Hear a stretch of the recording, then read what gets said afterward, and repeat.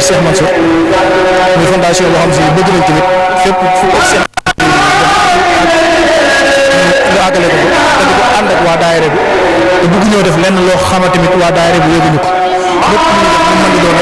dañu ñëw ci waa daayira bi ñoom ñu ànd ak ñoom léegi bu ñu àndee ak ñoom ci àndin bu rafet ñu wax ñu teg ñu ci li nga xam si moo di yoon ñu jaar ci yoon yooyu noonu mais bëgg ñu def dara loo xam si ni góorgóorlu ci ak ñoom buñ defee même bu ñuy def loo xam si ni sax ñoom ànduñu ci dañ koy bàyyi ànd ak ñoom ci loolu ndax ñun ñoom lañ bëgg a jàppale ndax fondation bi kat dafay dikk loo xam si tey dooleel daayira bi moo tax ñu sos fondation boobu mais nekkul ni dañoo sos fondation bi ngir leneen ak leneen ak leneen waaw ndax ay ndaw lañ te yaakaar naa ne war nañoo mën a liggéeyal kër sëñ bi jël kër sëñ bi jëmale ko kenn ndaw ñi ñoo war a jëmale kër sëñ bi kanam moo tax tey fi mu doon nii lépp luñ gis ci lu rafet dañ ko war a jéem a ñor di xëcc ko indi ko ci kër sëñ bi loolu mooy suñu yéene mooy suñu bëgg-bëgg mooy suñu yéene ci kër sëñ bi moo tax ñu lépp loolu la ko war.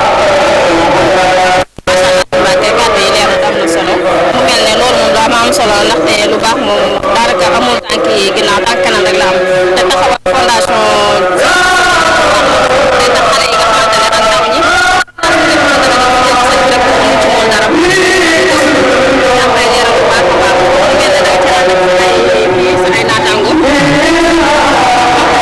waaw wax dëgg yàlla maa ngi ci ànd ak suñu Cheikh Diaw ñu am parce que ay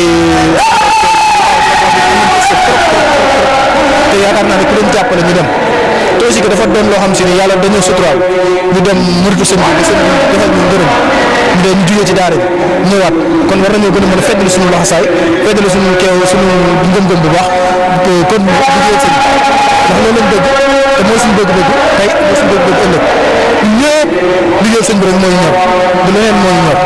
waaw te comme ngeen koy defee nii maam tey am nañ ci ak cant bu baax a baax a baax a baax parce que dana jëmale kër sëñ bi kanam jëmale yoon wi kanam loolu rek mooy suñu bëgg te loolu rek mooy suñu kër bi ci am lépp di sant ñëpp di gërëm ñëpp sant ñëpp gërëm ñëpp dëgg yàlla parce que